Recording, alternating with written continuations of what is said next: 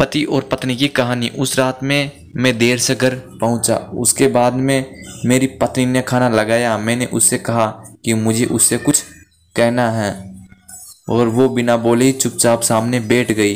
वह उदास लग रही थी। उसने कुछ नहीं पूछा। मैंने उससे कहा कि मैं उससे तलाक लेना चाहता हूँ और वो थोड़ी घबराई और बोली कि आखिर क्यों। मैंने कहा कि ऐसा ड्रामा मत करो कि तुम्हें कुछ पता ही नहीं, हम दोनों की कहीं नहीं बनने वाली। उसने कहा कि अच्छा, तुम आज ये बात मुझे बता रहे हो कि बनेगी कि नहीं, शादी के 10 साल बाद में। मैंने गुस्से से कहा कि हाँ, और वो इसलिए ही मैं अपने ऑफिस में जोना नाम की लड़की है, मैं उससे ही शादी करूँगा।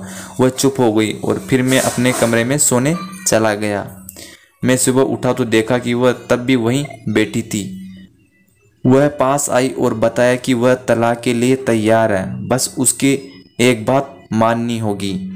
मैं बहुत खुश हुआ। बदले में मैं कोई भी बात मानने के लिए तैयार था। उसने कहा कि उसे कोई पैसा या खर्चा नहीं चाहिए और वह 1 महीने के लिए तलाक ले लेगी। मैंने सोचा कि ये मूर्ख है, खैर तलाक मुफ्त में मिल रहा तो मुझे सब मंजूर था। बस तलाक लेने तक। ऑफिस निकलते टाइम उसे रोज गोदी में उठाकर बेडरूम से मेन गेट तक छोड़ना होगा, ये उसकी शर्त थी। ऑफिस जाकर मैंने जोना को ये बात बताई। हम बेचारी पत्नी की मूर्खता पर बहुत हंसे। जब मैंने उसे पहले दिन उठाया तो ये उसका अजीब सा अनाड़ीपन लगा। हमारा बच्चा हमें इस तरह देखकर तालियां बजाने लगा। उसने अपनी आंखें बंद कर और धीरे से मेरे कान में कहा कि मेरे बच्चे को हमारे तलाक के बारे में मत बताना। दूसरे दिन उसने अपना सिर मेरी छाती से लगाया। मैंने काफ़ी सालों के बाद उसकी खुशबू महसूस की। मैंने कई सालों से उसके चेहरे को गौर से नहीं देखा था। वह मुरझाई हुई और थकी हुई सी लग रही थी। 10 सालों का असर सच में उस पर दिख रहा था। चौथे दिन मुझे महसूस हुआ कि वह मैंने एक खूबसूरत औरत के साथ जीवन भर कितना गलत किया है, जिसने अपने जीवन के 10 साल मुझे प्यार करने और देखभाल में बर्बाद कर दिए। 5वें दिन मुझे उससे आत्मिक लगाव और दया महसूस हुई और महसूस हुआ कि वह हर दिन दुबली और कमज़ोर हो रही थी। जब मैंने उसे आखिरी दिन उठाया तो मेरे कदम आगे नहीं बढ़ पा रहे थे। उसने अपनी आंखें बंद कर रखी। मैं अपनी कार से सीधा जोना के पास भागता हुआ पहुंचा। मैंने जोना से माफ़ी मांगते हुए कहा कि मैं अपनी पत्नी को तलाक नहीं दे सकता।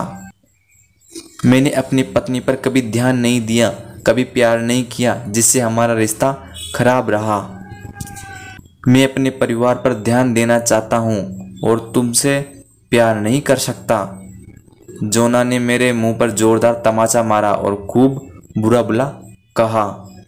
आज मैं अपनी पत्नी के लिए फूलों का गुलदस्ता लेकर घर पहुंचा और वह बेड पर पड़ी थी। वो मर चुकी थी।